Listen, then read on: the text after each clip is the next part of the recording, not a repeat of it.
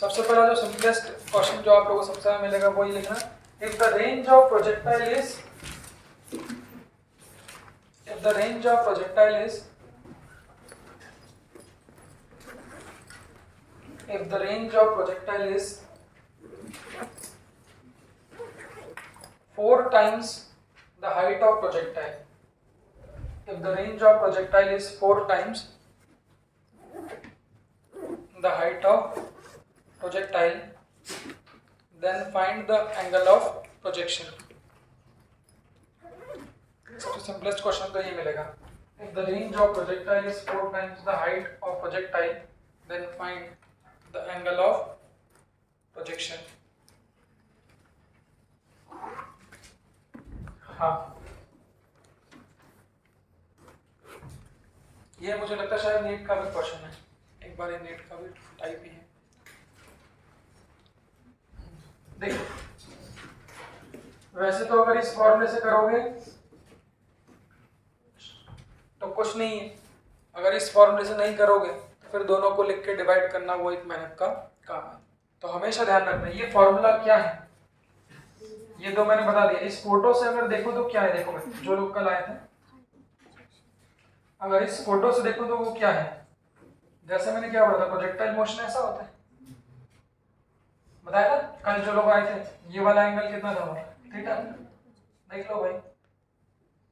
तो इसके और इसके बीच हमेशा रिलेशन, अगर इसके और इसके बीच हमेशा कोई भी प्रोजेक्टाइल, एक प्रोजेक्टाइल, उसके रेंज और हाइट में अगर आपको रिलेशन निकालना है तो हमेशा बेहतर होगा कि आप इस फॉर्मूले को इस्तेमाल करें। ये एक तरह से शॉर्ट ट्रिक भी है, क्वेश्चन उतना छोटा नहीं जितना छोटा वो दिखता है, अगर उसको बिना तरीके से बनाओगे तो थोड़ी मेहनत आपको करनी पड़ेगी। तो वो एक शॉर्ट ट्रिक है, उसे बिल्कुल आप लोग शॉर्ट ट्रिक की तरह ही है कि कहीं भी अगर रेंज और हाइट में आपको रिलेशन, जैसे वो बोलता है रिलेशन निकालना है, सबसे पहले इस फॉर्मूले को आप लोग उठा लें। तो इसमें कुछ भी नहीं, बस उसके बाद सिर्फ डायरेक्टली क्या करनी है, वैल्यू रखनी रहेगी। क्या दिया है क्वेश्चन में, क्या किसके बराबर है, रेंज किसके बराबर है, 4 टाइम्स ऑफ हाइट, मतलब जो भी ये हाइट है, अगर हाइट h है तो जो रेंज होगी वो कितनी होगी, 4h। तो बस जैसे रेंज और हाइट दिखता है आप सबसे पहले फॉर्मूले में यहाँ वैल्यू, तो यहाँ पर रख दोगे तो कितना आ जाएगा अपना, आर की जगह रख दोगे कितना, 4h बराबर कितना, 4h cot of theta. 4h से 4h क्या हो जाएगा, कैंसिल, तो cot थीटा की वैल्यू कितनी आ जाएगी, 1। cot थीटा 1 है तो इसका उल्टा tan थीटा भी 1, तो थीटा क्या हो जाएगा, इस थीटा को क्या बोलते हैं, एंगल ऑफ प्रोजेक्शन। इसका एक और मतलब है 45 डिग्री पे रेंज कल बताया था, मैक्सिमम। ठीक, पहला क्वेश्चन ये। दूसरा एक क्वेश्चन ऐसा भी दे देगा वो, if the range of projectile is this,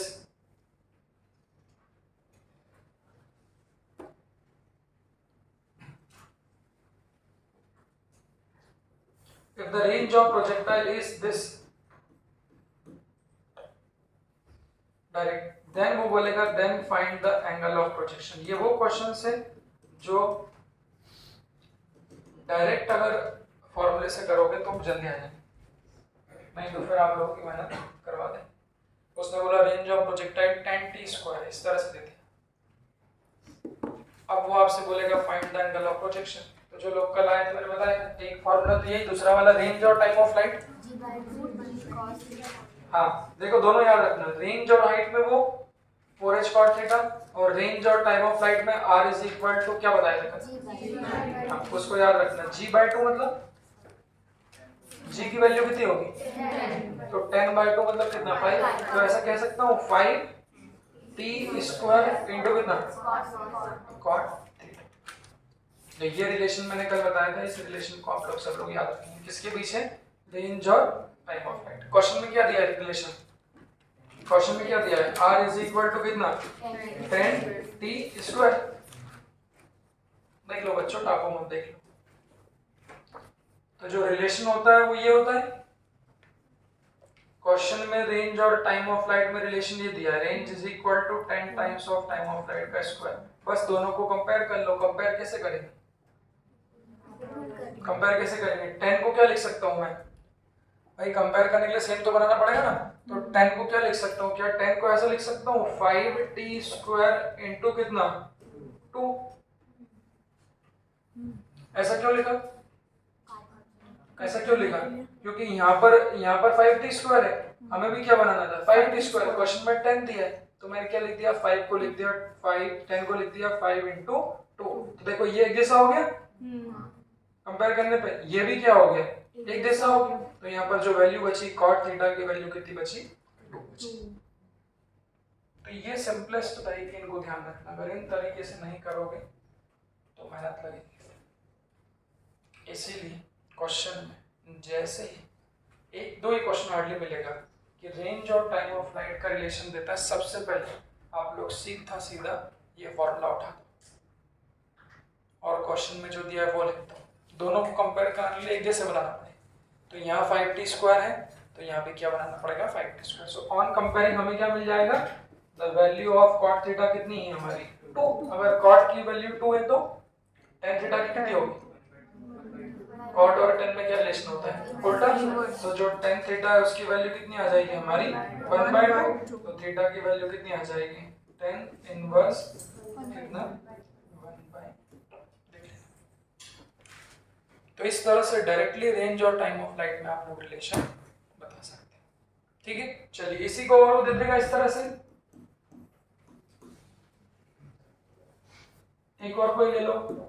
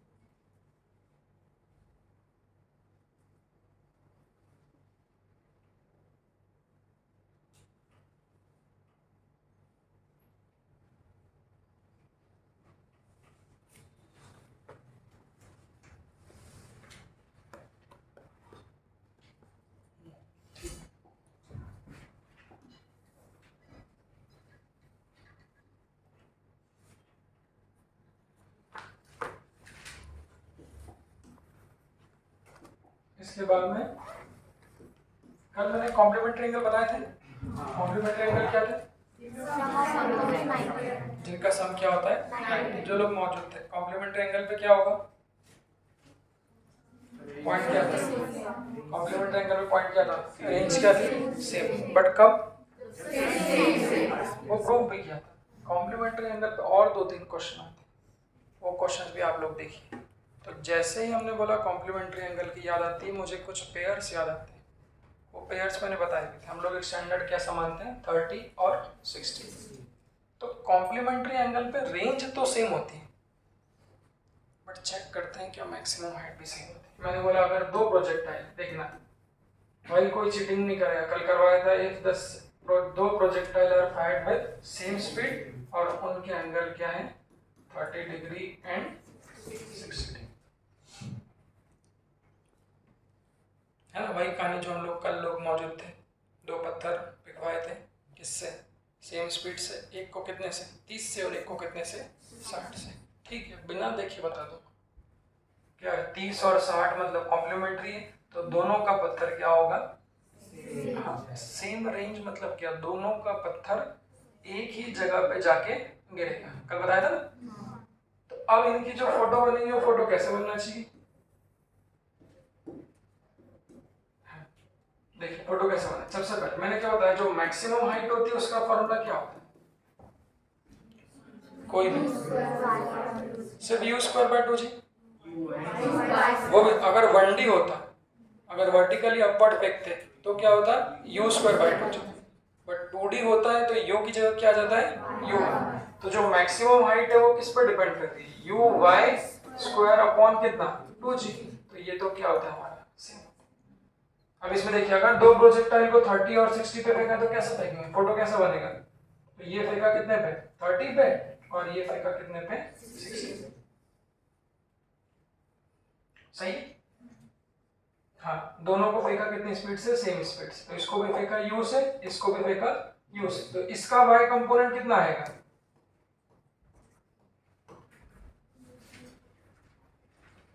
क्या बोला? y component. अच्छा, ये कौन सा वाला है? हाँ, जो 30 डिग्री वाले सबसे पहले इसके कंपोनेंट तोड़ो। इसके कंपोनेंट तोड़ोगे तो कौन से टूटेंगे? x वाला कितना होगा? u cos 30 और y वाला कितना होगा? ये तो ठीक है ना। x वाला क्या होता है? u cos थीटा, y वाला u sin थीटा। तो लिखते हैं इस वाले का x वाला क्या होगा? u cos 60 और y वाला क्या होगा? u sin। तो दोनों के y कंपोनेंट अलग अलग होंगे। देखो मैं लिख लेता हूँ सबसे पहले। अगर मैं यहाँ लिखूं, इसको 1 और 2 नाम देते हैं। ये हमारा 1 है और ये हमारा 2 है। तो u y पहले वाले का ये क्या बन जाएगा? u sin 30 और दूसरे वाले का जो y बन जाएगा u क्या बन जाएगा? u sin क्या बन जाएगा? 60।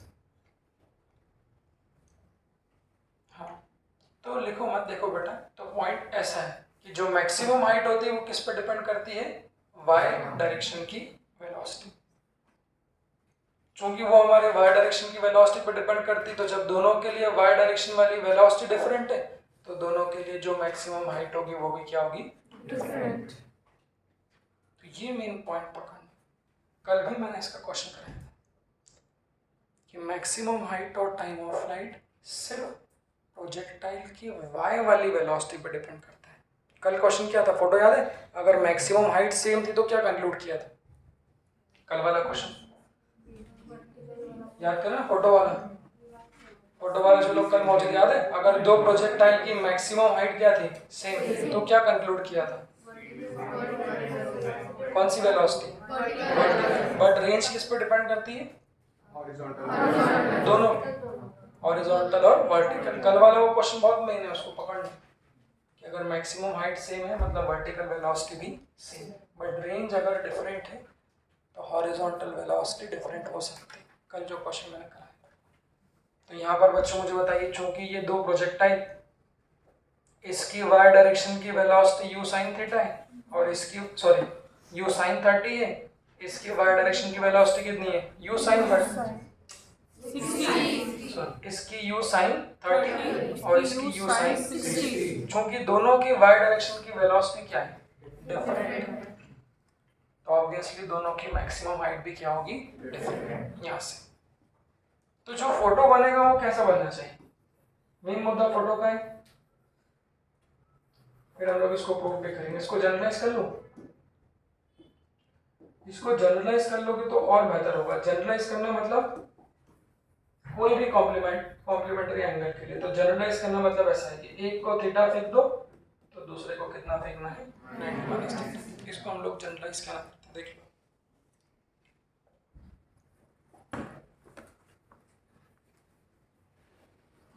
हाँ।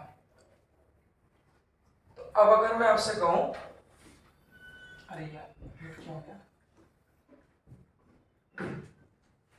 तो मैंने बोला बच्चों, एक को फेंका हमने थीटा पे और दूसरे को फेंका हमने 90 - थीटा पे। दोनों को फेंका कितनी स्पीड से? u और u। हाँ, तो पहले वाला मतलब जो थीटा वाला है, पहले वाले की मैक्सिमम हाइट कितनी होगी? उसको h1 लिख लो। पहले वाला मतलब कौन सा? नीचे वाला, ये। इसकी कितनी होनी चाहिए बताओ? जनरल बताना। हाँ, इसका y वाला कंपोनेंट क्या होगा? इसका y वाला कंपोनेंट क्या होगा आपका? u sin theta. तो उसकी मैक्सिमम हाइट क्या होगी भाई? u sin theta, u y का स्क्वायर डिवाइडेड बाय कितना? 2g। तो वो कितना आ जाएगा?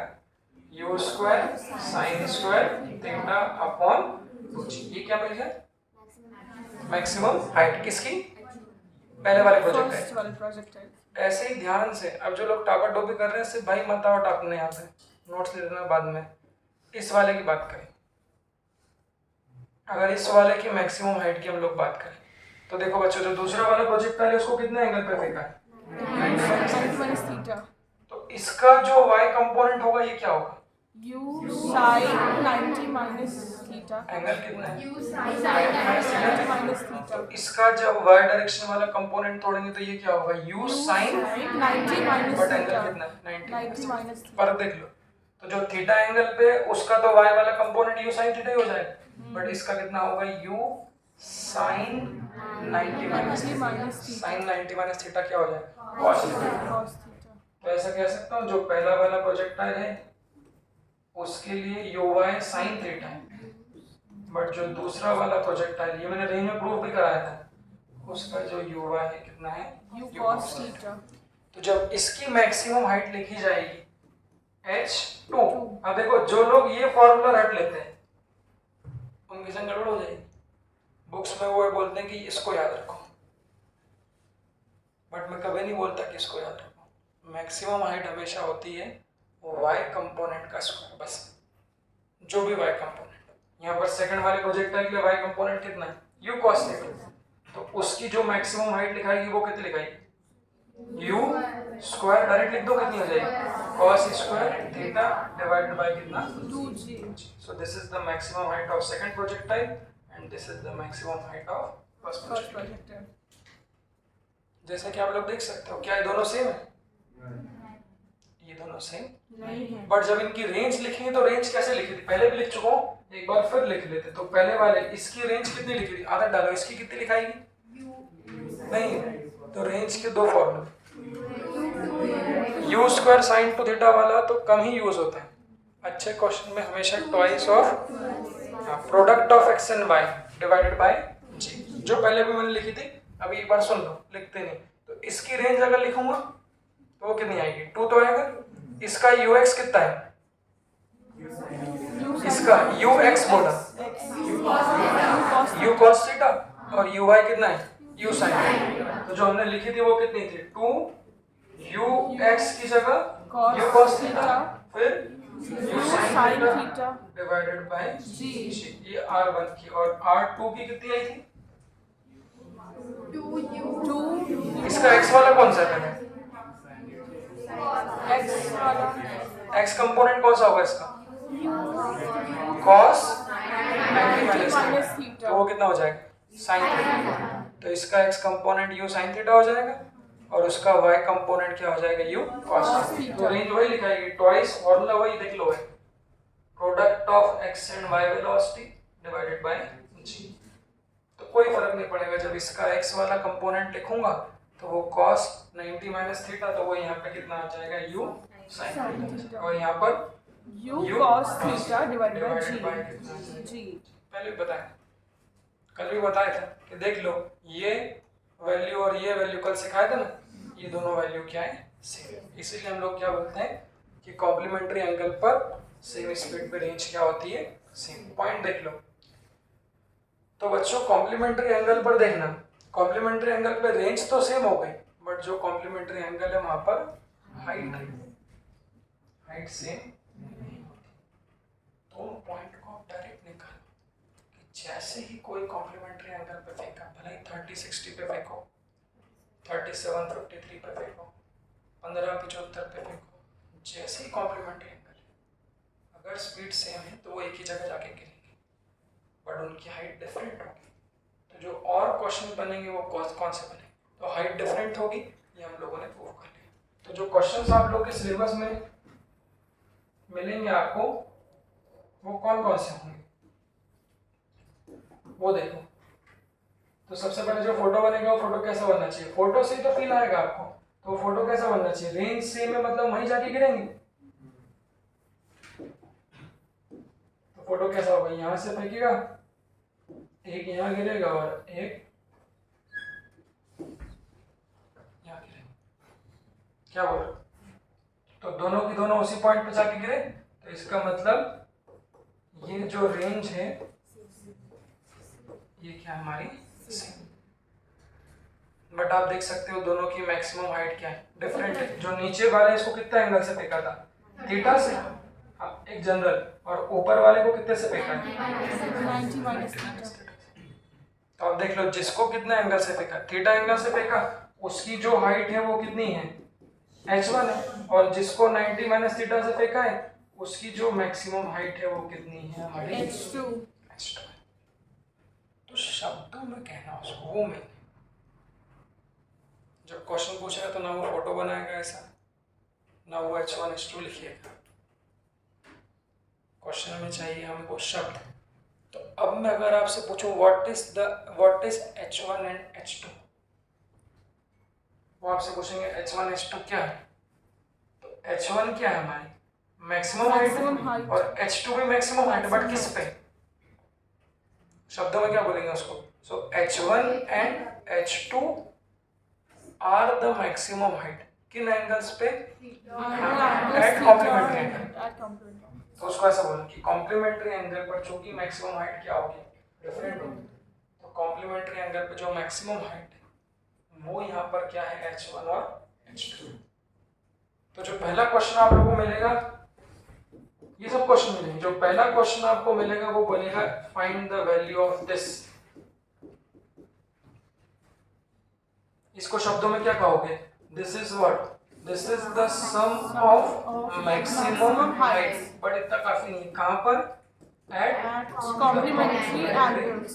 देख लो सवाल क्या क्या हो सारे साथ में जोड़, तो कॉम्प्लीमेंट्री एंगल पर रेंज सेम होगी, मैक्सिमम हाइट क्या होगी डिफरेंट। तो पहला सवाल बनेगा कि मैक्सिमम हाइट का सम कितना होगा कॉम्प्लीमेंट्री एंगल पे। तो कोई समस्या नहीं जा रही, क्या दिक्कत है, पहले वाले की हाइट निकाल ली, दूसरे वाले की हाइट निकाल ली, बस इन दोनों को क्या कर दोगे आप जोड़ दो। तो अगर कॉम्प्लीमेंट्री एंगल पे सम ऑफ मैक्सिमम हाइट लिखोगे तो पहले वाले की कितनी थी, उसकी कितनी थी, एक पहले वाली U जो square sin square theta. देखो बिना लिखे भी आना चाहिए, जो थीटा एंगल पे फेंका उसकी कितनी होगी, u square Sin square theta theta upon upon 2g, 2g. और जो 90 माइनस थीटा पे फेंका है U square cos square theta upon 2g. 2g। ये अच्छा क्वेश्चन है क्योंकि जो स्टैंडर्ड रिलेशन है वो तो बुक में लिखी ही, but sum of the maximum height, product of the maximum height, ratio of the maximum height, इसके बारे में जानकारी कम है। तो जब कॉम्प्लीमेंट्री एंगल पर मैक्सिमम हाइट को सम करूंगा तो अब इसको सॉल्व कर लो, इसको सॉल्व करने पे क्या होगी कहानी, ये कॉमन आ जाएगा, तो u square divided by 2g, उसको क्या ले लिया कॉमन, तो अंदर क्या बचेगा, Sin square theta plus cos square theta. Property से ये कितना हो जाएगा 1 हो जाएगा. तो the sum of maximum height at the complementary angle is U square by 2g. अब सवाल ये u क्या था, इस u को क्या बोलते हैं, वेलोसिटी की जगह ऐसा बोलो it is the initial speed of projection. इस टॉपिक में प्रोजेक्ट करना मतलब क्या, फेंकना।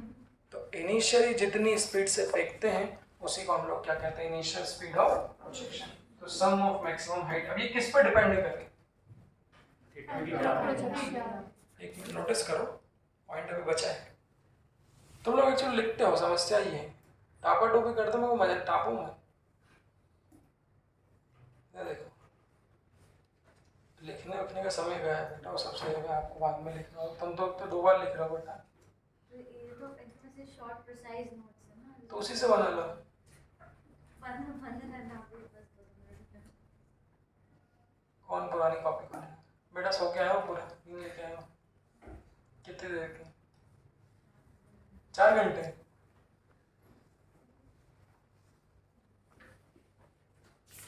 काफी है, बहुत है। घर वालों को, बच्चों को रखने से अपने सामने वो मारो उनको पकड़ के, जो सोए ना, हम सोते हैं इसलिए मारते और ज्यादा सोए तो भी मारो। प्रॉपर हमारे तो 8 घंटे में नींद नहीं होती। नींद तो वो तो नींद नहीं होना तो वो तो आलसी की निशानी है। अरे मुझे लगता है 7-1 घंटे की नींद लेना चाहिए, प्रॉपर ब्रेन को काम करे। 7 से ज़्यादा हो रहा है मतलब तो भी आलसी है, बट 7 से कम में दिक्कत है बेटा। 4 घंटे में आपको दिमाग किस चलेगा? 4 घंटे सो के आप कैसे उम्मीद कर सकते हो कि क्लास में अटेंटिवनेस बनेगी? बनती ही नहीं। मैं खुद 5 घंटे सोया, हालांकि मेरे को पढ़ाना है, और मैं दिन में सो जाता हूँ। 7 घंटे के बराबर कवर कर लेता हूँ, कोई दिक्कत नहीं। कभी कभी दिन में 3-4-5 घंटे खींच लेता हूँ, फिर पुराना बकाया रहता है तो बैकलॉग आपको सर आपके पास बाकी सब्जेक्ट नहीं है? हाँ तो इसलिए तो कह रहा हूँ भाई, मैं तो एक रिलैक्सेशन के बोर्ड में तो जिंदगी में नौकरी कर रहा हूँ, पर आप लोगों के लिए प्रॉपर नींद लो बेटा। नींद लेना बहुत जरूरी, बिना नींद के क्या करोगे, कुछ नहीं कर सकते। हाँ 12 घंटे, 7 से 12, 5 घंटे बहुत होता है, 5 घंटे कोई काम नहीं। हाँ 5 घंटे बोलना बहुत बड़ा काम है, ऐसा नहीं है। वो टाइमिंग पे मत देखो उसको। 8 घंटे की बैंक की नौकरी और 3-4 घंटे की टीचिंग के बराबर।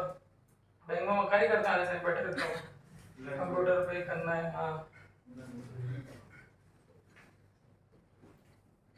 जो 8 घंटे टीचिंग करेगा उसका गला खत्म हो जाता है, गले से फिर हाथ उठ गया। तो सो बेटा, तुम लोगों को देख के ऐसा लग रहा है तुमने नींद पूरी नहीं करी। क्यों बालिका?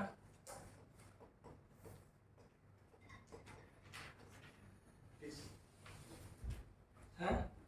तो अगर ऐसा, कहने का मतलब क्या है कि सिर्फ यहीं तक याद करना भी तो सही नहीं है।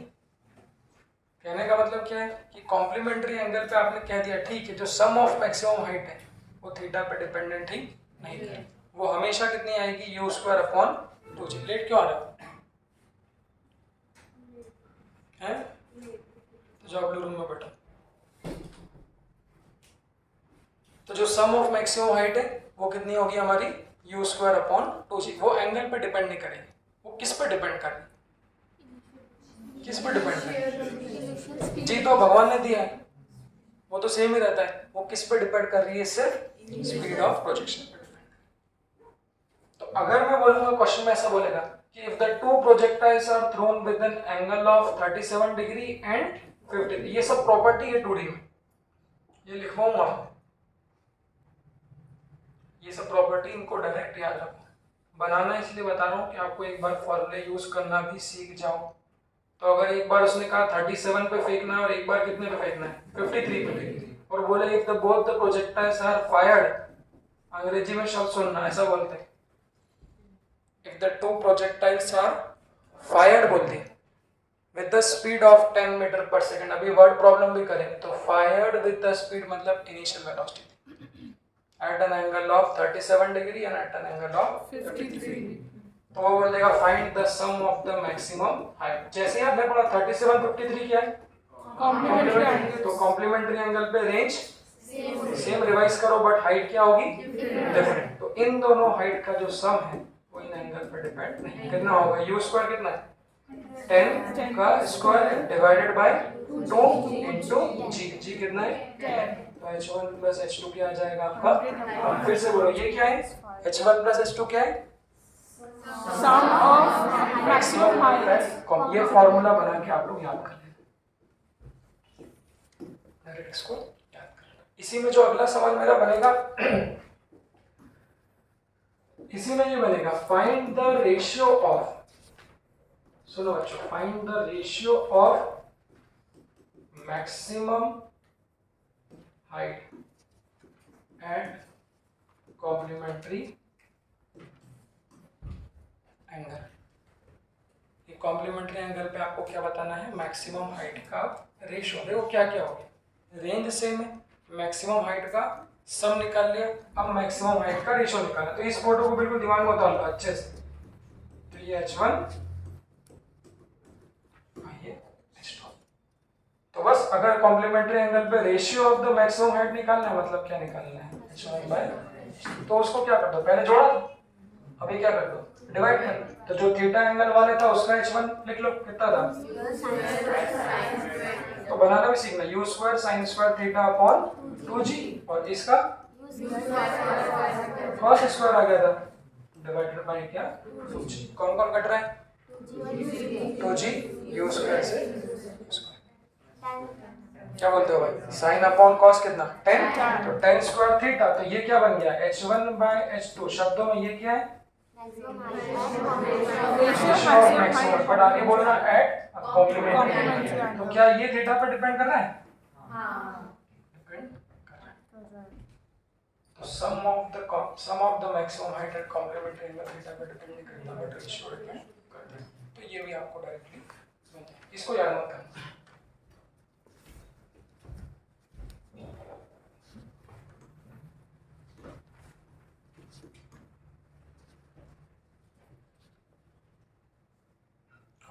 क्यों तुम पुरानी कॉपी यूज करते हो कि नहीं? है? चलो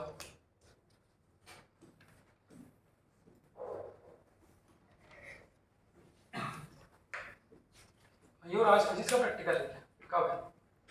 4 को है। मेरे को ले चलो यार एक बार। चलो चलो। देखो मैं भी लैब वैब कैसी रहती है। कुछ नहीं आया तो आपको पूछ ली। हाँ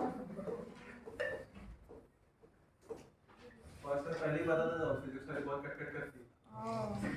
अच्छा सारे वीडियोस वो उससे भी ज्यादा। अच्छा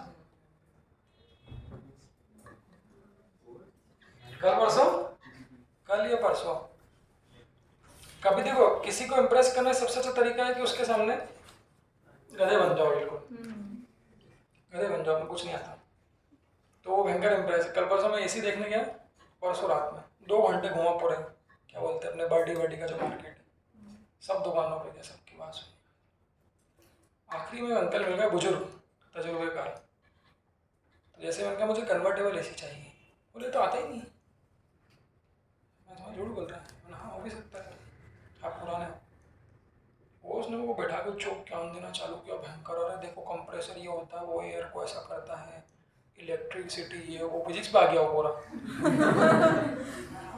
अब अंकल आप तो बहुत ध्यान है, पूरे मार्केट में आप कैसे कोई आदमी नहीं, और बिल्कुल दोस्त बन गया मेरा। बेटा नंबर नंबर ले लो, कोई दिक्कत नहीं, कभी कोई समस्या हो तो मैं हूँ, आप भले एसी मत लेना, सर्विसिंग में करना, तो पूरा बिल्कुल। फिर मैंने बोला कि हाँ थोड़ा बहुत तो मैं भी जानता हूँ सर। क्या करते हो? मैं फिजिक्स ही पढ़ाता हूँ। उसके बाद कुछ नहीं बोला, क्योंकि जो ज्ञान देता है वो गलत है। वो ह्यूमिडिटी सिखा रहा था मेरे को, ह्यूमिडिटी भाई ये होता है, कंप्रेसर ये काम करता है। मैंने हाँ सब बोलता, कोई दिक्कत नहीं। तो बिल्कुल गाय बन जाओ किसी के सामने जाके। कौन? नहीं नहीं नहीं बेटा, इनसे कभी जीत नहीं सकते आप। कॉलेज के प्रोफेसर, स्कूल के टीचर, इनसे कभी, इनसे जीतने का तरीका ही है चापलूसी। जो वो बोले वही सही है। हाँ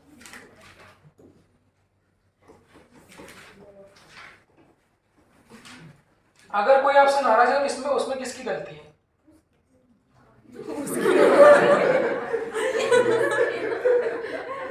ये कॉमन थॉट है। अगर कोई आपसे नाराज है और ज्यादा लोग, एक आध एक्सेप्शन ठीक है, कंसिस्टेंटली अगर पीपल आपको पसंद नहीं कर रहे, तो इसका मतलब इसमें आपकी गलती, बिहेवियर इशू है। कुछ ऐसा करो कि सामने वाले सबको अच्छा लगे, आपके सामने सबको मजा आना चाहिए। कोई गधा आदमी तो उसको साला उसके चल जाओ उसके लिए, ठीक, बट एक्सेप्शनली कोई गाली बकरे आपको और आप बोलोगे यार मैं तो अच्छा हूँ, वो ही होना चाहिए। बट ज्यादातर लोग सबको मलाई खिलाओ, प्यार से कुछ करो।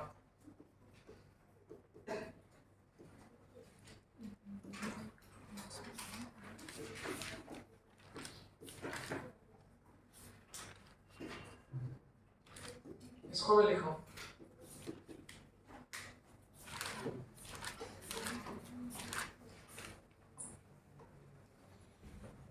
वो दिन बैंक वाला था ना, मैंने बैंक वाले से बात करी थी, मेरे भाई को बैंक में गाली बोला था। उसके बाद उसको मैंने इतना पुचकार दिया, अरे मैंने सर आप लोग तो क्या काम करते हो, हम लोग का तो कोई काम ही नहीं, आप लोग तो सर भयंकर मेहनती है। वो उसको मेरे इतना मेरे से मिलने के लिए उत्सुक हो गया।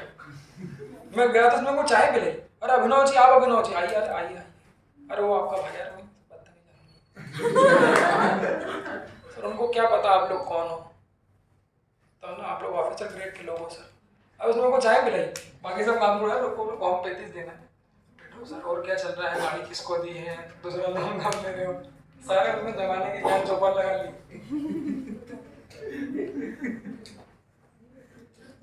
देखो 2 फॉर्मूले हो गए, तीसरा एक फॉर्मूला ये भी है, इसका प्रूफ, हाँ बेटा हंस लो हंस लो, इसका प्रूफ जो है वो भी कर सकते हैं सेम, जैसे H1 बनाया, H2 बनाया, R बनाया, तीनों को अरेंज कर लो। बट वो थोड़ा मेहनत का काम है, इसलिए उसको अरेंज नहीं करते। ये क्या है, इसको याद रखो, ये डायरेक्टली क्वेश्चन बन जाएगा, बट जो लोग बायो की तरह रटते हैं सीधा, आप लोग उसको भी लगा नहीं पाओगे।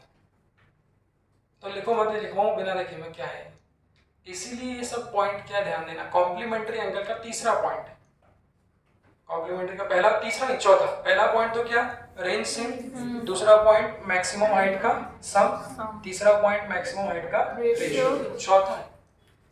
अब ये तीनों पैरामीटर निकालिए। देखो कॉम्प्लीमेंट्री एंगल पे मैक्सिमम हाइट भी निकाल ली, h1 h2, और क्या निकाल ली, रेंज भी निकाल ली। सबकी वैल्यू भी आपके सामने। कोई अगर बनाने का शौकीन हो बच्चा तो वो बना भी सकता है, आप लोग खुद बनाना अगर शौकीन हो तो। वैसे मुझे पता हो तो h1 पता थी, h2 पता थी, अभी नीचे r भी लिखी थी। जब इन दोनों को मल्टीप्लाई करोगे, फर्दर आगे क्या करोगे, सॉल्व करोगे, तो ये रिलेशन मिलेगा। अब इससे पुराने वाले को मिलाना नहीं, क्या देखो, तो r is equal to 4 of under root h1 h2। मतलब ये जो कॉम्प्लीमेंट्री एंगल पे मैक्सिमम हाइट मिल रही, उन मैक्सिमम हाइट का जो क्या होगा, प्रोडक्ट होगा, उसका अगर आप रूट लोगे और 4 से मल्टीप्लाई करोगे तो ये क्या मिल जाएगी, रेंज। तो ये क्या है, this is the relation between range and maximum height but at the complementary angle. मेरा सवाल ये, रेंज और हाइट में रिलेशन तो मैंने एक बार और बताया, अभी कल भी बताया था, अभी जो यूज किया। रेंज और हाइट में रिलेशन क्या होता है, तो दोनों को सेपरेट रखना है। तो r is equal to 4h cot theta क्या है और 4 अंडर रूट h1 h2 क्या है, वो सवाल। तो जो r is equal to 4h cot theta जिसको हम लिखते हैं, दोनों को साथ साथ लिखिए। जब साथ साथ लिखोगे तो मुझे लगता है नहीं करोगे, फिर ये दोनों क्या हो जाएंगे, याद हो जाएंगे। तो बच्चों जो r is equal to 4h cot theta होता है, ये किसी भी प्रोजेक्टाइल, किसी भी, चाहे कॉम्प्लीमेंट्री एंगल हो चाहे कॉम्प्लीमेंट्री एंगल ना हो, अगर कोई मेरी बात नहीं माने तो वैल्यू निकाल के प्रूव भी कर सकते हो। तो किसी भी प्रोजेक्टाइल में, चाहे उसको कॉम्प्लीमेंट्री पे फेंको चाहे नहीं फेंको, किसी भी प्रोजेक्टाइल की रेंज और हाइट में जो रिलेशन होता है वो होता है 4h cot थीटा। बट ये जो रिलेशन है ये सिर्फ और सिर्फ कॉम्प्लीमेंट्री एंगल पर ही क्या होता है, वैलिड। वो भी फोटो कौन सा, ये इसके, इसके और इसके। तो ये एक बहुत छोटा पॉइंट है, इसको ध्यान रखना। इट इज एप्लीकेबल ओनली किसके लिए, फॉर कॉम्प्लीमेंट्री एंगल। पांचवा और लास्ट पॉइंट इसमें जो आता है कॉम्प्लीमेंट्री एंगल पे, ये 5 क्वेश्चन है, उनको 5 क्वेश्चन की तरह ही आप लोग लेना। ये देखो, अब आप लोग बताना, इसको प्रूव कराता हूँ। इससे थोड़ा टाइम ऑफ फ्लाइट लिखना भी आप लोग सीख लो। कल जो लोग मौजूद थे सिखाया था मैंने टाइम ऑफ फ्लाइट लिखने का फॉर्मूला। टाइम ऑफ फ्लाइट किस पे डिपेंड करता है, मैं बताया था ना, क्यों बेटा, टाइम ऑफ फ्लाइट किस पर डिपेंड करता है, सिर्फ u कौन सी, फॉर्मूला क्या होता है, 2uy अपॉन g। अब सुन, तो हमने बोला एक प्रोजेक्टाइल को फेंका थीटा एंगल पे, दूसरे प्रोजेक्टाइल को फेंका 90 डिग्री। तो बच्चों जब मैं इस पहले वाले प्रोजेक्टाइल, जब थीटा वाला प्रोजेक्टाइल देखो कैसा गया, प्रोजेक्टाइल मतलब पत्थर, तो ये पत्थर बच्चों ऐसा गया, इस तरह से आपने बोला इसकी मैक्सिमम हाइट h1, ये पत्थर ऐसा गया, इसकी मैक्सिमम हाइट h2 हो गया। क्या इनके टाइम ऑफ फ्लाइट भी लिख सकता हूं? टाइम ऑफ फ्लाइट का मतलब क्या था, कैसे याद रखते हैं? फ्लाइट मतलब फ्लाइट में उड़ते भी उड़ते हो, हाँ, फ्लाइट मतलब क्या होता है, उड़ना। तो टाइम ऑफ फ्लाइट मतलब कितनी देर उड़ा। तो बच्चों अगर मैं आपसे पूछूं कि नीचे वाला जो थीटा एंगल वाला प्रोजेक्ट है, इसका टाइम ऑफ फ्लाइट लिखो t1, तो फॉर्मूला तो वही आएगा 2uy। अब इसका uy कितना है, हाँ, कैसे पता किया, क्योंकि 91। अरे ओ, इसका पूछ रहा हूँ, इसका इसका ux कितना है, u cos थीटा, और uy कितना है, u sin। अब तो बड़े हो गए, लिखने की जरूरत नहीं होना चाहिए, तो वो कितना होगा 2u sin theta upon g। So this is the time of flight of the theta. ये वाले प्रोजेक्टाइल को कितना समय लगे, वही। दूसरा, इस वाले को रक्षिता बताइए, रक्षिता, इस वाले को, ऊपर वाले के लिए ये क्या लिखेगा, t2। सर वो 90 माइनस थीटा है, तो फिर वो कन्वर्ट हो जाएगा, फिर 2u cos थीटा बचेगा। हाँ 2, ठीक है। इस वाले का y कंपोनेंट क्या होगा, u sin 90 माइनस थीटा, तो वो कितना हो जाएगा U cos theta by g। क्या कॉम्प्लीमेंट्री एंगल पे आप देखो टाइम ऑफ फ्लाइट सेम होगी, नहीं, तो पॉइंट क्या है, तो कॉम्प्लीमेंट्री एंगल पे रेंज कैसी होती है, सेम, मैक्सिमम हाइट डिफरेंट, और टाइम ऑफ फ्लाइट भी। डिफरेंट।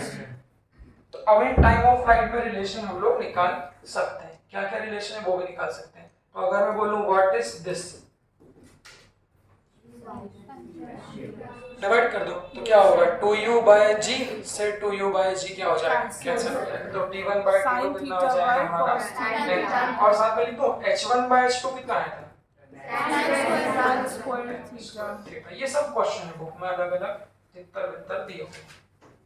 तो कॉम्प्लीमेंट्री एंगल पे मैक्सिमम हाइट और कॉम्प्लीमेंट्री एंगल पे टाइम ऑफ फ्लाइट का रेशियो होता है। एक बार देखिए ये कौन है, मुझे वाला भाई, इसका नाम क्या है, भवन भवन भवन भवन। कैसा लगता है आप लोगों को इसको देख के,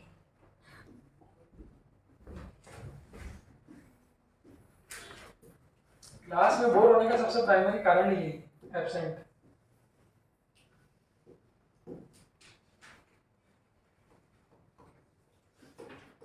भवन भवन भांडे पूछना को तो लाओ एक बार, एक्शन और ना सर आप फिजिक्स वाले दिन चलना कॉलेज में, कॉलेज चलिए, मिलेगी कॉलेज में। अच्छा हाँ यार पूछना तो मिले ही नहीं, कितना बोलती थी वो, क्या बोलता है भाई,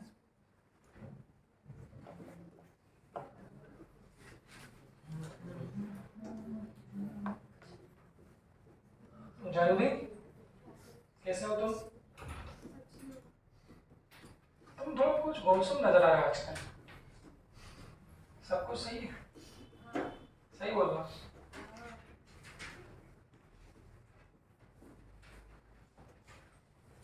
नहीं नहीं सब कुछ सही नहीं है, कुछ तो गड़बड़ है,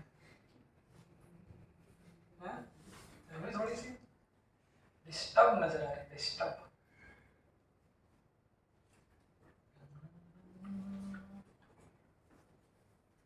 देखो ये सही है क्या, रेंज सही रहेगी, 2u cos theta u sin theta by g, इसका टाइम ऑफ फ्लाइट किसका t1, इसका ये, और इसका 90 माइनस थीटा का ये। अब देखो मैंने क्या क्या पूछा, तो कॉम्प्लीमेंट्री एंगल पे टाइम ऑफ फ्लाइट का रेशियो पूछ लिया, मैक्सिमम हाइट का रेशियो पूछ लिया, मैक्सिमम हाइट का सम पूछ लिया, रेंज पूछ लिया। एक फाइनल रिलेशन और क्या बनता है उसको ध्यान से देखना, फिर सबको एक साथ कॉपी बंद करके लिखो, कॉपी बंद करो फटाफट सब लोग, जरा तुम लोग टावी लोग बंद करो, कॉपी वॉपी तो बंद नहीं कर देना चाहिए, आदमी को कॉपी लेके ही नहीं आना चाहिए मेरे हिसाब से, क्या कॉपी का काम क्या है, वो खरीद लो इसके ऐसा वो जरा जमीन जैसा ये। हाँ तो कॉम्प्लीमेंट्री एंगल पे अगला रिलेशन क्या होगा देखो, तो ये टाइम ऑफ फ्लाइट हो गई और रेंज हो गई। अब इन तीनों में रिलेशन क्या होगा, what is the relation between range and time of flight, but फिर किसके लिए, only for what, complementary angle. नहीं तो रेंज और टाइम ऑफ फ्लाइट में रिलेशन और भी होता है, वो भी रिवाइज करो क्या होता है, रेंज और टाइम ऑफ फ्लाइट दो होता है, g by 2 t square into cot theta हो गया। तो ये क्या है, जनरल किसी भी प्रोजेक्टाइल के लिए, बट अगर सिर्फ कॉम्प्लीमेंट्री एंगल पे देखेंगे तो कितना हो, तो वैसे तो याद रखना है बनाना, अगर मैं आपसे बोलूँ तो कैसे बनना चाहिए वो भी बना सकते रेंज वाला, ऐसा कुछ बड़ी बात नहीं। इन दोनों को मल्टीप्लाई कर दूं क्या, अगर इन दोनों को मल्टीप्लाई कर दूंगा तो क्या बनेगा, फिर मिटा दूंगा मैं, अगर t1 t2 मल्टीप्लाई कर देंगे तो देखो मैं करूँ इसको मल्टीप्लाई करूँ, तो यहाँ देखो ये 2 और 2 को बाहर अलग से लिख लो, कितना 4, ये किसको लिख दूं उधर, u sin थीटा, इन दोनों को मल्टीप्लाई कर रहा हूं इन दोनों को, ये क्या हो जाएगा हमारा u cos थीटा। क्या बोलते हैं बच्चों, बता रहा हूं ना, और g और g तो इसको भी लिख लो कितना g ऐसा, और इसको लिख लो g ऐसा, बता रहा हूं ना क्यों, ये चलेगा। और मैं तो बोलूं 4 को ही मत लिखो ऐसा, इसको भी लिखो 2 इंटू, बनाने का एक तरीका है, देख लो।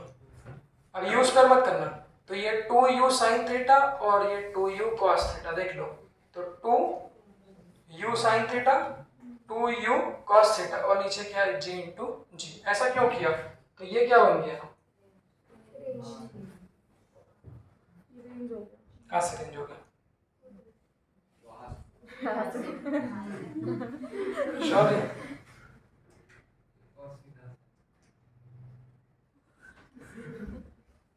ये क्या लिखा है?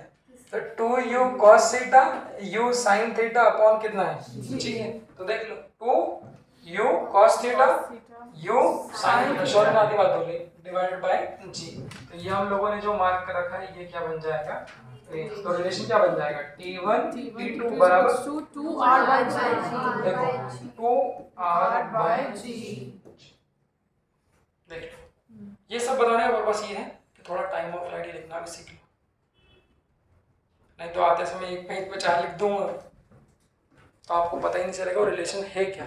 थोड़ा सा रिलेशन बनाना भी आप लोग सीख जाओ। तो ऐसे टाइम ऑफ फ्लाइट लिखना सीख जाओ, इसका टाइम ऑफ फ्लाइट लिखना सीख जाओ, ऐसा रेंज लिखना सीख जाओ। ये सब क्वेश्चन है, या तो थीटा की वैल्यू रखनी है या फिर डायरेक्ट यही क्वेश्चन है। अब बनाना भले ही आए नहीं आए, मैंने तो आपको बता दिया एक तरीका ऐसा होता है। इसको मिटाता हूँ,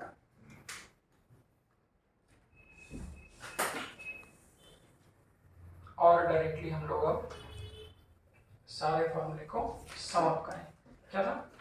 हाँ, तो t1 t2 बराबर, ठीक है। ये क्या बन गया? This is the relation between what?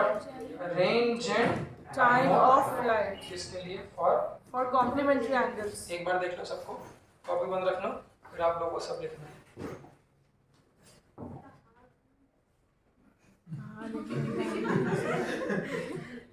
कौन बोला? अंजलि बोली क्या? तुम बोले?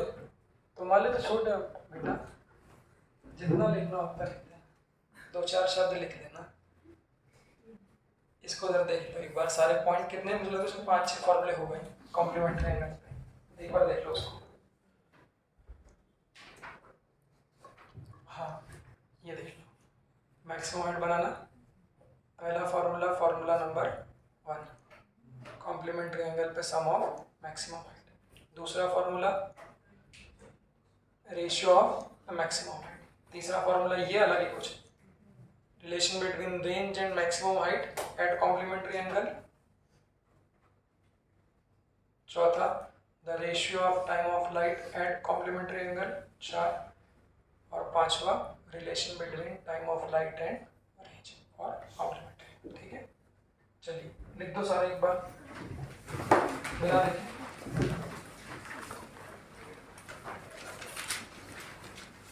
दो मिनट का समय लगेगा, 2 मिनट का।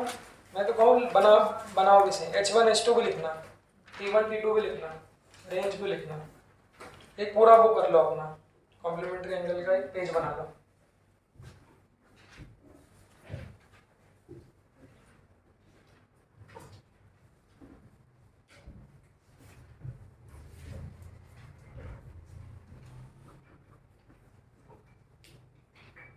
चले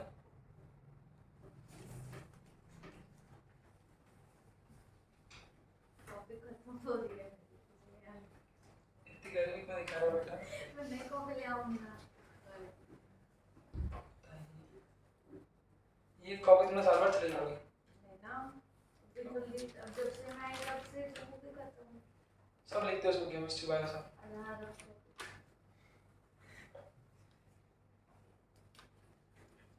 तो ये बाद में कैसे पढ़ोगे, इसको कैसे मान लें? मुझे पता है मैंने किधर क्या लिखा है। पिछले महीने कहाँ लिखा था बताओ? पिछले महीने में आई का, तो इस महीने से आई। किस दिन से आ रहा है?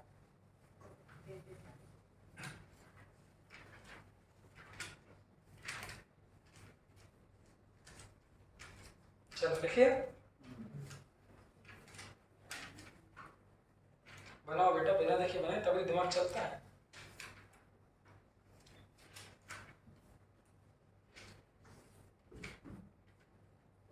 हाँ बेटा अंजलि, हाँ रहने दो, पानी के दो।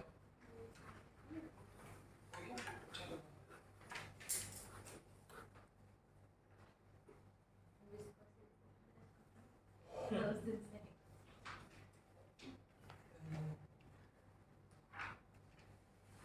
तुम भी जिंदगी की मजे ले रहे हो, कोई दिक्कत नहीं है? लड़कियों को मौसम इस वक्त आज के हाल की ये तो काफी कुछ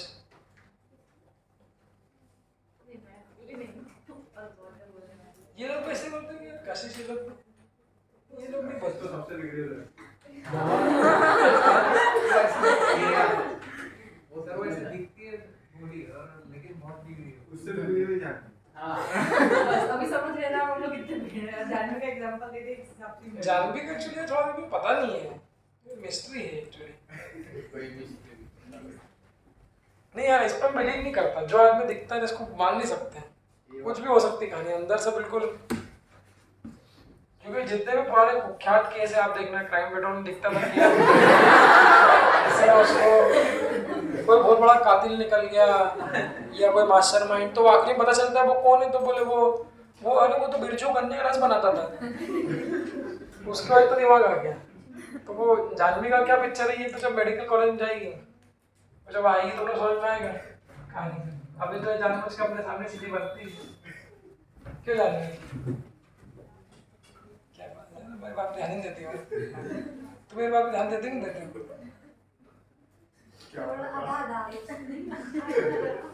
चलो पढ़ाने पे ध्यान दो, बाकी तो ठीक है। हाँ, लिख लिए सारे फॉर्मूले आप लोगों ने? चलिए अब अगला इसमें जो लास्ट इसे था लिख लिया, चलो वेरी गुड। लास्ट जो आता है वो आता है equation of projectile motion.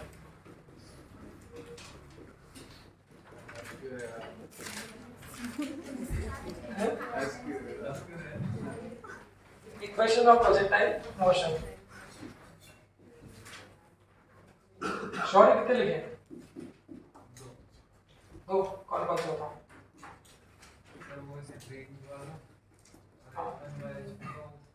Graph बाकी तीन क्या लिखे? वन माइनस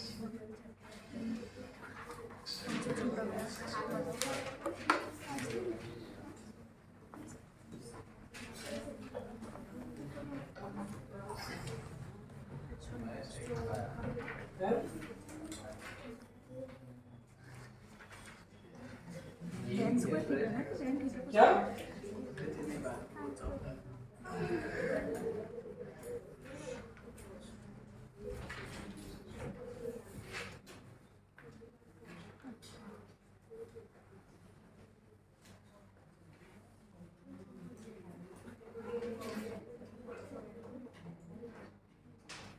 देखो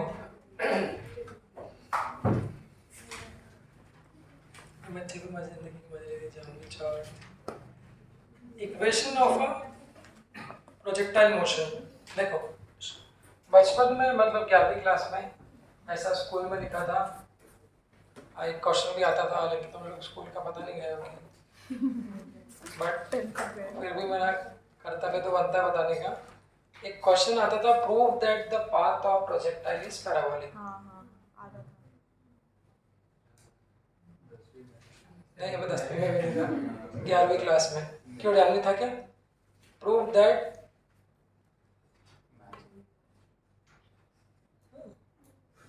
तुम लोग 11वीं क्लास में तो कोरोना होगा, नहीं तुम तो 11वीं में पूरे 11वीं में एग्जाम तो दी होगी नहीं? तुम लोगों का नाम भी इतिहास में लिखा है भाई, याद रखा जाएगा कि 2 साल कुछ ऐसे बच्चे भी थे उन्होंने एग्जाम ही नहीं दी, वो भी इतिहास में। और कोई बड़ी बात नहीं, तो अभी तो 50 भाई 100 साल में आती है त्रासदी, 100 साल में एक सदी में आती है। तो आप लोग तो मतलब सदियों वाले बच्चे हो गए, 2 साल से एग्जाम ही नहीं थे अभी तक।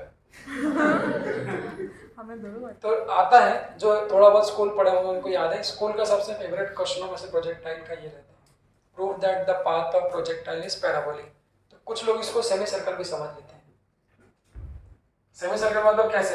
अगर किसी भी चीज को फेंक रहे, जैसे कल इसके अपन ने उसको फेंका था और इसको फेंकना है, ज्यादा बड़ा हो जाएगा। किसी भी चीज को आप फेंक रहे हो कहीं से भी, कोई प्रोजेक्टाइल, आपने बोला आपने इस प्रोजेक्टाइल को तो वो जो उसका पाथ है वो कुछ लोग सेमी सर्कल भी समझ लेते, बेटा बाल बाल को बाद में कर लेना, देखो इधर।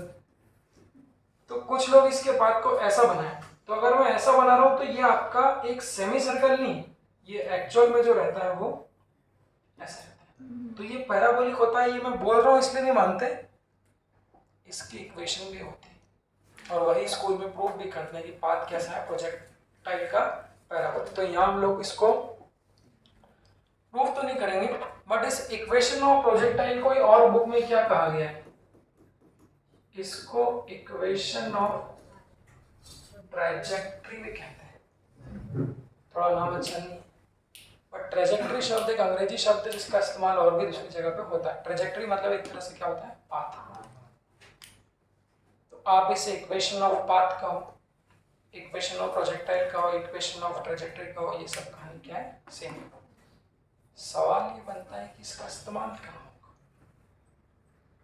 क्यों यूज करते हैं, इक्वेशन ऑफ ट्रैजेक्टरी का क्या यूज है। चूंकि हम लोग क्या पढ़ रहे हैं, प्रोजेक्टाइल मोशन, मतलब हम लोग क्या पढ़ रहे हैं, ये 2 डायमेंशनल मोशन है।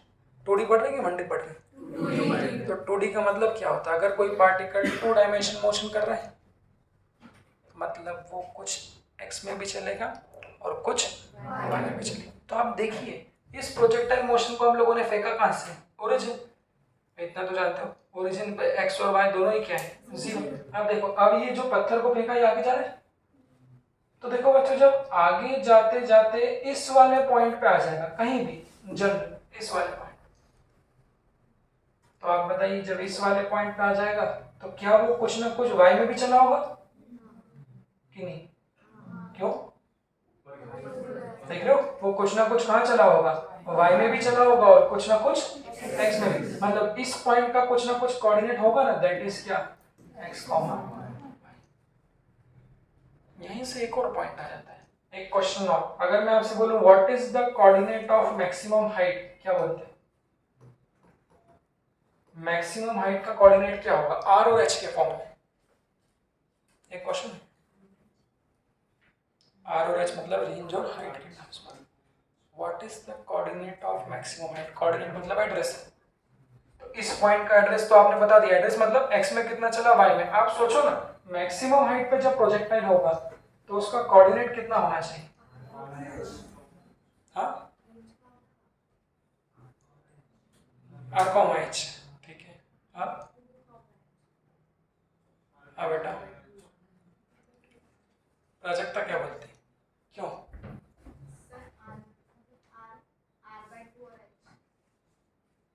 क्या बोलते हो, सिंपल सी बात है, कोऑर्डिनेट मतलब यहाँ से अगर यहाँ पहुंचा है, उड़ के अगर यहाँ से यहाँ पहुंचा है तो x में कितना चला है, ये चला होगा, तो बताओ ये कितना होगा, ये पूरा कितना होता है r, तो ये इसका आधा होगा ना, तो x में कितना चलेगा r/2, और y में ये हाइट कितनी होती है, तो y कोऑर्डिनेट मैक्सिमम हाइट के बराबर हो जाएगा और x कोऑर्डिनेट इसके बराबर। चलो बताओ इसका, ये भी एक क्वेश्चन है, एक टेस्ट सीरीज में मुझे मिला था, मेरे को याद है, और मेजर टेस्ट सीरीज थी ऑल इंडिया, उसमें देखो रेंज को कितने प्यार से उन्होंने दिया था, उन्होंने ऐसा कोऑर्डिनेट दे दिया कि projectile it is fired from 0,0 नहीं, कहीं और से दे दिया, फिर उन्होंने इस पॉइंट का कोऑर्डिनेट दे दिया, इस पॉइंट का कोऑर्डिनेट क्या होगा, यहाँ y कितना है, x एक्सिस पे y कितना होता है, 0, तो जब इस पॉइंट पे वो गिर जाएगा तो y वाला कोऑर्डिनेट क्या हो जाएगा, खत्म, और x वाला कोऑर्डिनेट किसके बराबर हो जाएगा, r, तो इस पॉइंट का कोऑर्डिनेट क्या होगा, 0, तो ये हम लोग कह सकते हैं कि जहां से देख रहे हैं उसका कोऑर्डिनेट 0,0 है, जो मैक्सिमम हाइट है उसका कोऑर्डिनेट r/2, h है, और जहां वो गिर रहा है उसका कोऑर्डिनेट r,0। तो ऐसे किसी भी पॉइंट का जो कोऑर्डिनेट होगा, कोई भी प्रोजेक्टाइल x में भी कुछ चलेगा और y में भी कुछ, तो x और y में वो कितना चलेगा किसी भी पॉइंट पे, आपने बोला ना फेंका, तो किसी भी पॉइंट पे y में भी चला और x में भी चला, तो x में कितना चला और y में कितना चला, अगर उसके बीच रिलेशन निकालना, तो उसे हम लोग कहते हैं इक्वेशन ऑफ, क्या बोला, इक्वेशन ऑफ प्रोजेक्टाइल का इस्तेमाल कैसे करते हैं, to find the relation between distance travelled in X direction and distance travelled in Y direction. तो वो ये रिलेशन है, देखो तो y, यहाँ y क्या है, this is the y coordinate, तो y इज इक्वल टू होता है, इसको याद रखो अच्छे से, x tan थीटा, थीटा क्या है, हाँ नॉर्मली किससे लेते हैं हम लोग, हॉरिजॉन्टल से। तो किसी भी पॉइंट पे y में कितना चला, that is equal to x में कितना चला, tan of theta 1 minus x upon r, r क्या है, R is the range. यहाँ पर वो पॉइंट क्या है हमारा, Range. हाँ भाई, दो पॉइंट पे y सेम रहेगा, हाँ रहेगा तो क्या आएगा क्या x के हिसाब से, x डिफरेंट रहेगा ना, हाँ तो सही आएगा क्या, सब पे सही है। ये जो इक्वेशन है ये पूरे प्रोजेक्ट, वही बताऊंगा कि ये इक्वेशन पूरे प्रोजेक्टाइल में कहीं भी वैलिड है, बुक में ये इक्वेशन तो लिखी है, अब देखो बुक में इसका क्रॉस चेक नहीं लिखा है, क्रॉस चेक कैसा है वो भी हम लोग कर लेते हैं। देखो देखो क्रॉस चेक करो, क्या टॉप मोस्ट पॉइंट पे ये सेम आ रहा है क्या, तो मैंने हालांकि इसके पहले कभी कहा नहीं, एकदम से दिमाग में आ जाएगा, चेक करते हैं क्या टॉप मोस्ट पॉइंट पे, टॉप मोस्ट पॉइंट पे कोऑर्डिनेट क्या है, हाँ क्या है r/2 कॉमा कितना है h, मतलब x की वैल्यू कितनी है r/2 और y की वैल्यू कितनी है h, रख लो यहाँ पे। ये मुझे लगता है अच्छे चीज दिमाग में है कि अगर मैंने कहा कि ये इक्वेशन x और y में कोरिलेट करे तो वैल्यू रख के चेक भी कर लेते हैं, मयूर ने भी पूछा था पता चल जाएगा। तो अगर यहाँ y की वैल्यू रख दूं कितना में h रख दूं, that is equal to x की जगह r/2 इनटू कितना tan theta minus 1 minus x की जगह r/2 और नीचे भी कितना है, देखो सर देख लो, समझ में आ रहा है, कहाँ लगा रहा हूँ, दूसरे पॉइंट पे भी लगाऊंगा आपसे, इस पॉइंट पे लगा रहा हूँ अभी यहाँ पे, तो x की जगह रख दिया r/2 और y की जगह रख दिया h, देख लो तो y की जगह x की जगह r/2, यहाँ x की जगह भी r/2, तो ये तो क्या हो जाएगा कैंसिल, ये पूरा कितना आ जाएगा, क्या बोलते हो, तो 1 माइनस 1/2, तो ये पूरी टर्म कितनी आ जाएगी 1/2, तो कितना लिखा जाएगा h is equal to r/2 tan theta into कितना आ जाएगा 1/2. आ गया ना, तो ये 2 2 से हमारा कितना हो जाएगा 4, इस 4 को ले जाओ उधर तो पीछे पलटा दो, 4h. तो 4h is equal to r tan theta, tan को डिवाइड करो तो क्या आ जाएगा cot, तो r is equal to 4h, 4h cot. ये रिलेशन होता है रेंज ऑफ हाइट के बीच में, देख लो तो ये इसी से आता है, बाकी सारे फॉर्मूले आप इससे बना सकते हो। इस पॉइंट का कोऑर्डिनेट रख के देख लो, तो इस पॉइंट पे y कितना हो जाएगा हमारा 0, तो x किसके बराबर आ जाएगा, आप चाहो तो यहाँ पर y की वैल्यू 0 रख दो, तो x की वैल्यू भी किसके बराबर आ जाएगी आगे, करके देख लो इसको, अब तुम जो कह रहे हो उसमें वही रहेगा, तो 2x मिलेंगे ना, वो tan थीटा में भी वैरी तो वो y is equal to x1 tan theta 1 minus x1 by r और y is equal to x2, फिर वो x1 और x2 और x1 के बीच में भी रिलेशन, हाँ तो वो रिलेशन भी बोल सकता है, वो वैल्यू भी मिल जाएगी अगर आपको थीटा वाली पता हो। वो एक क्वेश्चन है, वैसे इंजीनियरिंग में क्वेश्चन है, एक बॉल को दीवार 7.5 दीवार में मारा तो वो 2 बार क्रॉस है, और वो काम का नहीं,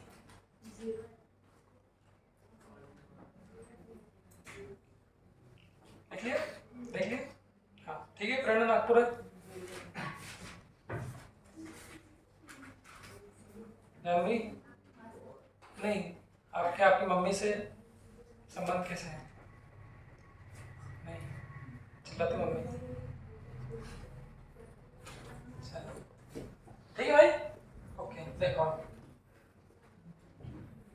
इस पे से जो क्वेश्चन बनने का बच्चों टाइप है वो एक अलग यूनिक अंदाज है, इस पे से जो क्वेश्चन बनता है उसका एक अलग यूनिक अंदाज है, एक तरह से मैं कहूँगा थोड़ा याद रखने वाला टाइप का, इक्वेशन ऑफ प्रोजेक्टाइल का जो क्वेश्चन होगा थोड़ा सा जब इसको डिराइव करते हैं तो इसमें एक पॉइंट आता था, उस पॉइंट को ही यहाँ पे अपने को याद रखना पड़ेगा। ये तो तुम्हारा था ना इरोडो,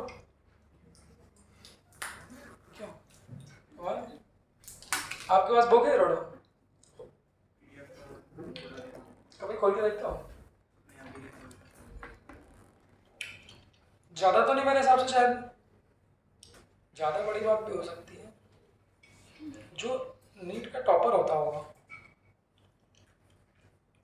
5-10 क्वेश्चन भी नहीं बना सकता उसके, वो हो सकता है एक दिन ना बना पाए, 5-10 महीने।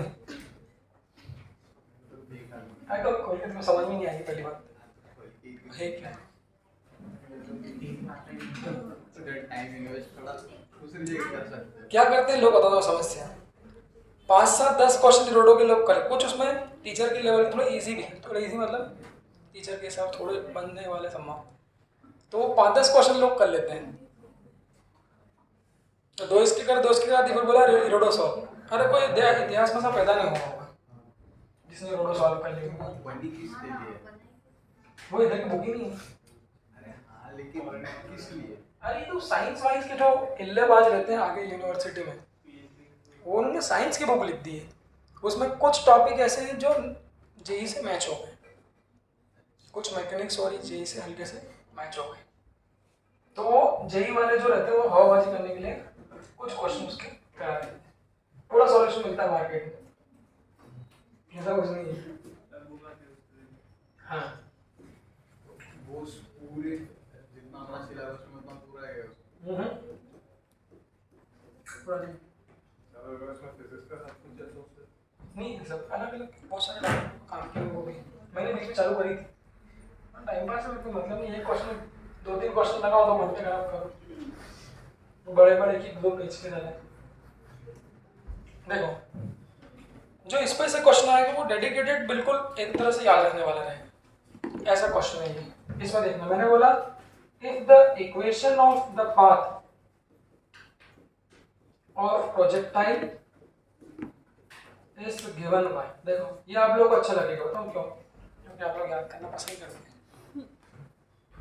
थोड़ा सा याद रखना है। वो ऐसे क्वेश्चन नहीं, हमेशा हमेशा मतलब यही मिलेगा। अगर वो बोल देंगे if the equation of projectile is given by this, but जो आपको समझने और जो पिछली वाली बात हम लोगों ने कही थी कि इक्वेशन ऑफ प्रोजेक्टाइल मतलब क्या, उसको बार बार रिवाइज करो, तब आप उसको पकड़ पाओगे। तो मैंने क्या बोला, इक्वेशन ऑफ प्रोजेक्टाइल मतलब प्रोजेक्टाइल मोशन के किसी भी पॉइंट पे कौन कौन से कोऑर्डिनेट, x और कौन से y, तो x और y कोऑर्डिनेट के बीच में जो रिलेशन होगा उसी को हम लोग क्या कहेंगे, इक्वेशन ऑफ प्रोजेक्टाइल। तो ये उन्होंने दे दिया कि this is the relation between the y and x coordinate of a projectile. इसमें से क्वेश्चन कुछ अलग पूछते, मैं पूछता फाइंड, पहला रेंज ऑफ प्रोजेक्टाइल, दूसरा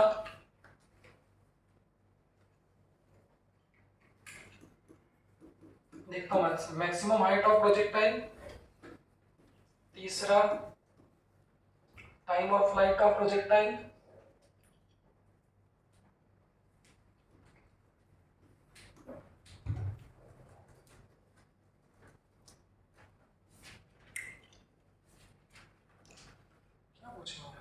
एक और मैच द कॉलम में एक चीज और थी, चलो 3 निकाले, मैच द कॉलम था ये, एक और चीज थी, पहले 3 निकाले। देखो इसको सॉल्व कैसे करते हैं। सबसे पहले देखो बच्चों, याद क्या करना है, स्टेप बाय स्टेप चलेंगे देखना।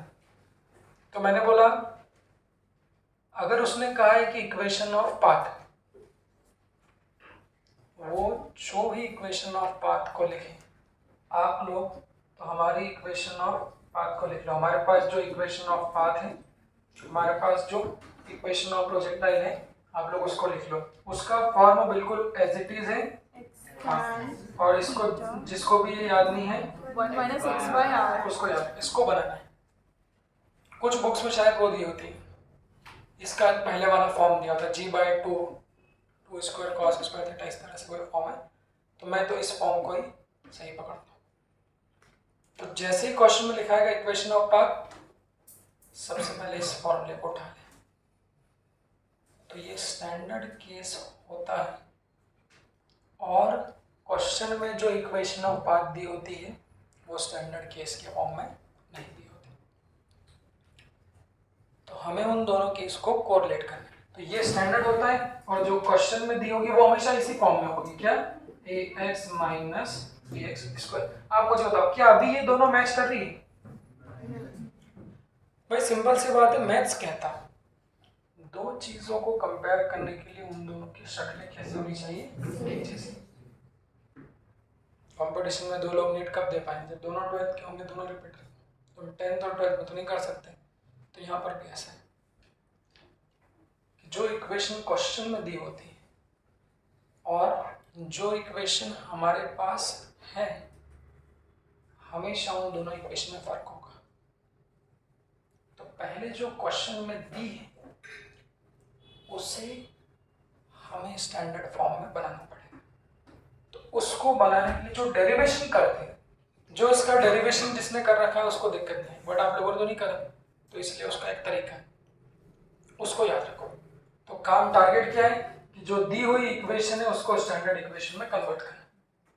तो उसको कन्वर्ट करने के लिए कुछ बातें, एक दो बातें वो आप लोगों को याद रखना है। तो सबसे पहले स्टेप में बच्चों को याद रखते हैं, जो भी ये टर्म लिखी होती है इसको कॉमन निकाल लो। सवाल क्यों कॉमन निकालना? देखो यहाँ पर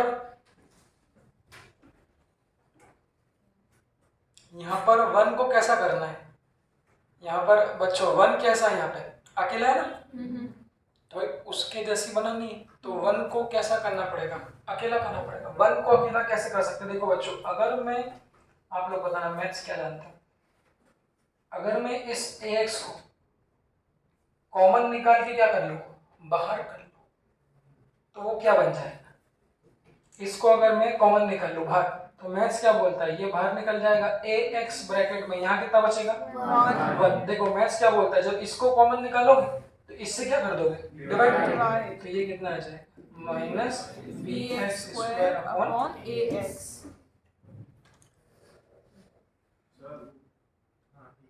फिर काट दूंगा फिर भी। देखो ऐसा किया क्या बच्चों? अब ये इक्वेशन और ये इक्वेशन कुछ मिलते हुए नजर आ रही है। अभी पूरी मैच नहीं हुई है, क्या हो गई? नहीं हुई। पूरी मैच करने के लिए क्या चाहिए? यहाँ एक तो 1 चाहिए, यहाँ भी क्या है हमारा? 1 है। बट यहाँ पे माइनस x को कैसा चाहिए? यहाँ x अलोन है। दो बातें मैच करनी, एक तो यहाँ 1 चाहिए और दूसरा यहाँ पर जो x है वो कैसा होना चाहिए? अलोन होना चाहिए। अभी यहाँ पर x अलोन नहीं, थोड़ा और काड़ी करते हैं। सब खा जाओ ये। हाँ। ये देख, अब मैच हो गई। समझ हुई कि नहीं? नहीं है? काटे क्यों? मतलब 1 से x तो काट दो ना, क्या समस्या है? रखना घर पे रखना, काटना तो पड़ेगा ही ना। मैं पूछ रहा हूँ कि अभी इससे मैच हुई कि नहीं हुई? जानवी हो गई कि नहीं? कशिश अब बोलो, क्यों भाई? मोरक्को वो बी को भी नीचे ले जाओगे अगर?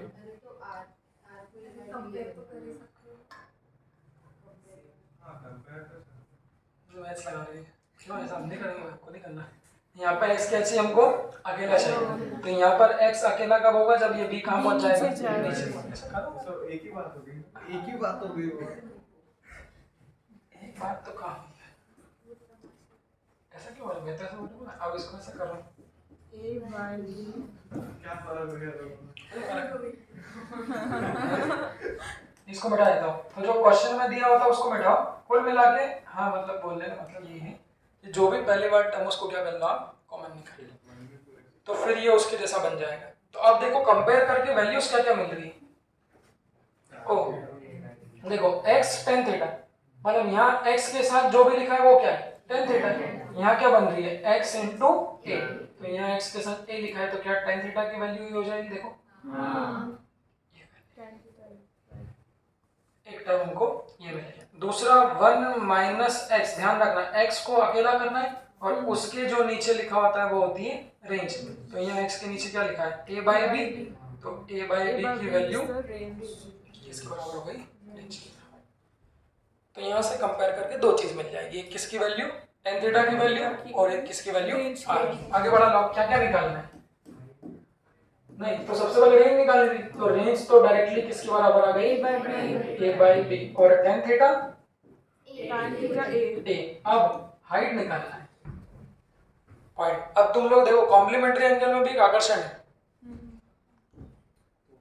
तो आदमी को हमेशा वही याद आता है, कॉम्प्लीमेंट्री पढ़ने में आदमी को कॉम्प्लीमेंट्री, भाई कॉम्प्लीमेंट्री का अलग चीज है, वो दो प्रोजेक्टाइल के लिए वैलिड है।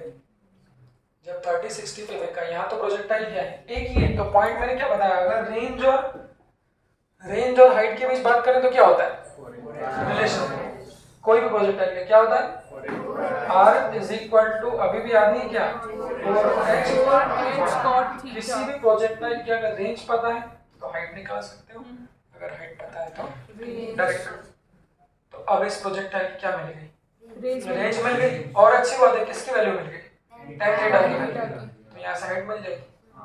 क्या बोलते हो अंजलि, लिख रहे हो, तो वो कितना आ जाएगा, a बाई बी बराबर 4h तो निकालनी है, इंटू कॉट थीटा कितना है, तो tan थीटा बराबर अगर a है तो कॉट थीटा क्या होगा, उल्टा, दैट इज इक्वल टू कितना, ये a कहाँ पहुंच जाएगा इधर, तो a स्क्वायर, तो h की वैल्यू कितनी हो जाएगी, स्क्वायर अपॉन, ये अच्छा क्वेश्चन है।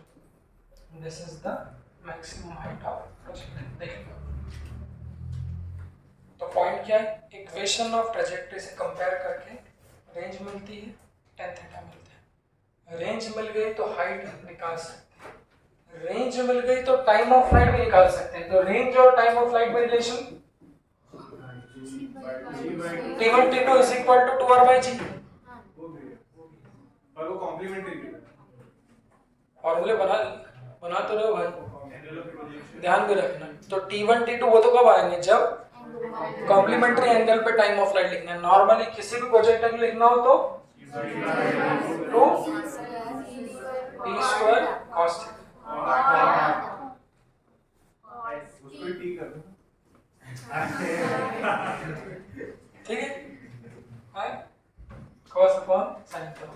तो जब आपको a को नीचे लेके जाना था, कैसा, वो पिछले वाले पेज पे a को आपको नीचे लेके जाना था, और ये आपने साइन को नीचे दिया, वो चलेगा, मैं कुछ भी कर सकता हूँ वही तो बात है, टीचर और स्टूडेंट में ये तो फर्क है, मैं तो कुछ भी कर सकता हूँ, कोई क्या है। तो ये क्या मिल गया, रेंज और टाइम ऑफ फ्लाइट में रिलेशन हम जानते हैं, बस हमें क्या पता है कंपेयर करके, रेंज पता है और क्या पता है, कॉट थीटा पता है। देख लो, लिख दो यहाँ पे, देख लो इधर, तो इसकी जगह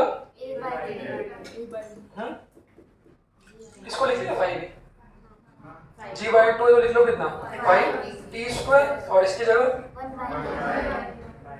tan थीटा कितना है a, तो इसको पढ़ा तो फिर से कितना 1 बाई, तो t स्क्वायर कितना हो जाएगा,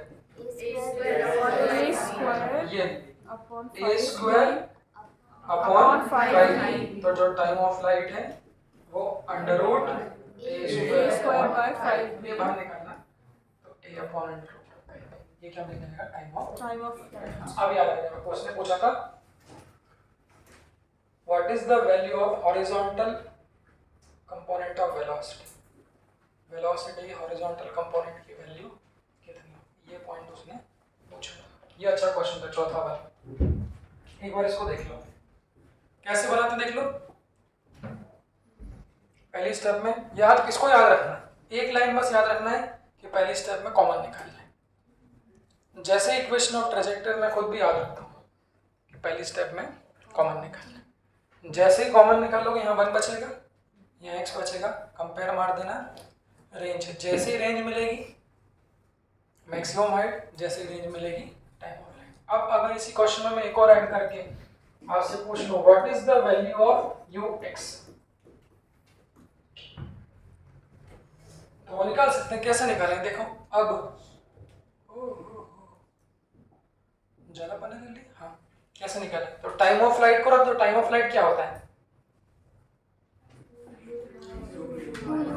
कितना दिया वैसे, कितना है उधर ए ये है ना, ये याद है ना? हाँ, इसको क्या लिख देंगे टाइम ऑफ राइट को?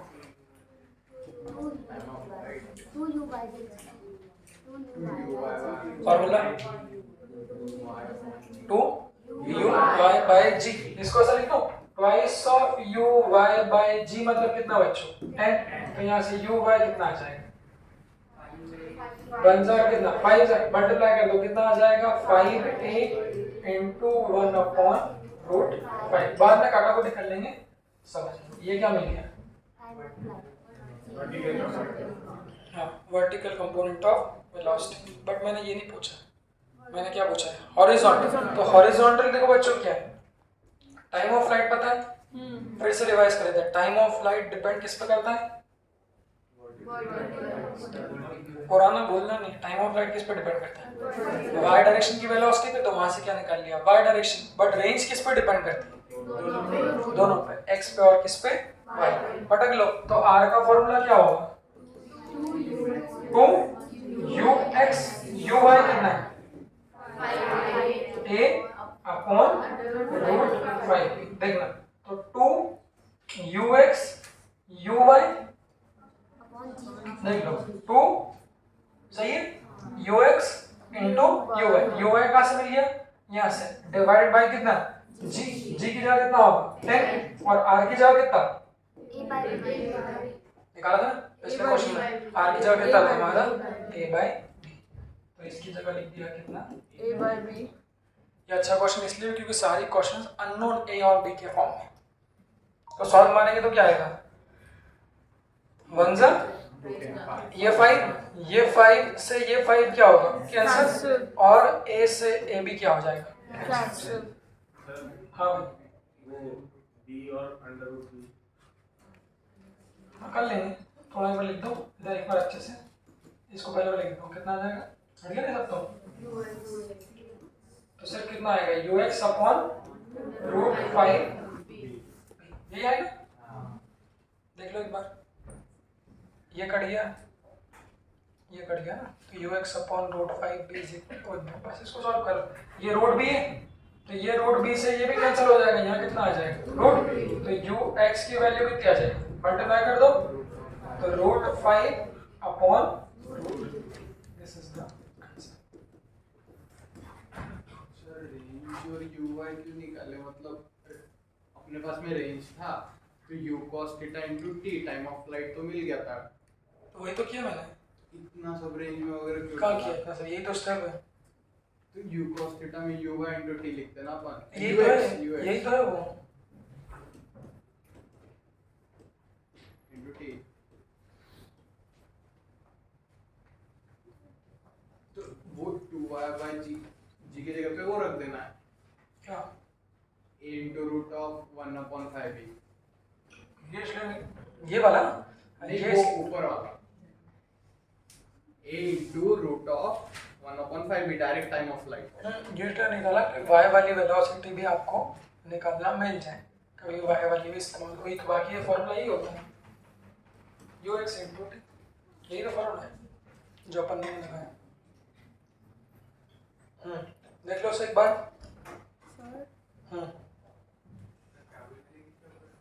क्यों सेल्फ स्टडी बंद है बेटा आज, सेल्फ स्टडी यही नहीं, मैडम कहाँ है आज, मैडम कहाँ, देखो देखने की देख क्या कौन नहीं शायद, देख क्या ऊपर क्या ऊपर कहीं पर 11:30 बजे 11 की छुट्टी है ना आज बंद है शायद भैया, सेल्फ स्टडी ही नहीं। आप लोग बैठे हो, ब्लू रूम में बैठे हो, ब्लू रूम में बैठे हो, ऊपर से आपको दिक्कत है ना, फिर देखिएगा कौन, मैडम ने रहेंगे तो देखने वाला कोई चाहिए ना, फिर कंप्यूटर रखे सब सामान रखे हैं, तुम लोग जिम्मेदारी लो भाई, कंप्यूटर सामान कुछ गायब हो गया तो आपकी जिम्मेदारी है। बोलो ओ हिमांशु,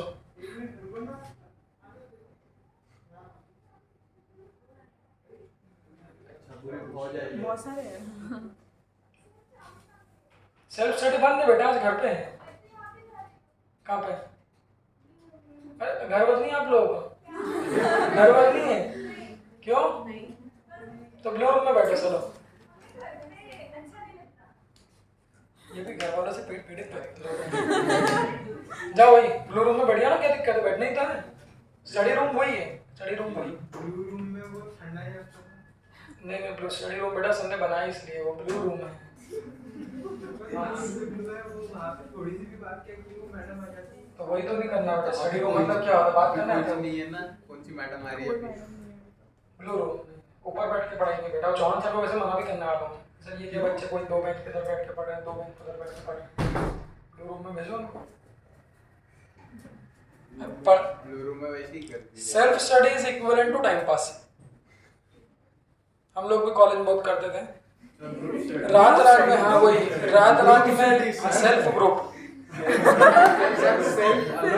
सेल्फ अलोन काम किए। नहीं सेल्फ अलोन भी कोचिंग में is equal to time pass ही है, कोई बहुत फर्क नहीं पड़ता। ट्यूशन में नहीं ना, घर में। घर पे कॉलेज में हम लोग भी करते थे, स्कूल में तो साला पूरा रात भर में एक क्वेश्चन भी ढंग से याद नहीं होता। ग्रुप से चाय भी क्या है यही टाइम पास, यही टाइम पास, चाय पी लो, पोहा खा लो, टुट्टा मार लो, यही टाइम पास चल रहा है। कोई पढ़ाई बड़े तो ये लोग, मैंने देखा कि वो बैठे रहते इधर 2 मिनट पॉज करना जरा, घर में पढ़ाई करो। तुम लोगों को टाइम मिलता ही नहीं बैठने के यहाँ पे, है ना? चलो तुम्हारा टेंशन ही करो, हमारा दिन भर इसको करके बताओ। ऐसा क्वेश्चन मिलेगा, सिर्फ वैल्यूज को चेंज कर देंगे। एक बार कर लो, if y is equal to 5 नहीं अच्छी नहीं,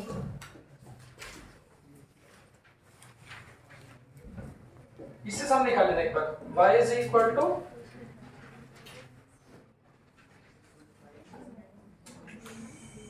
√3x minus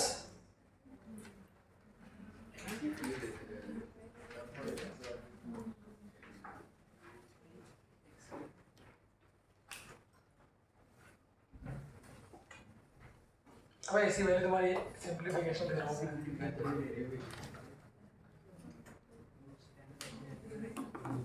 ये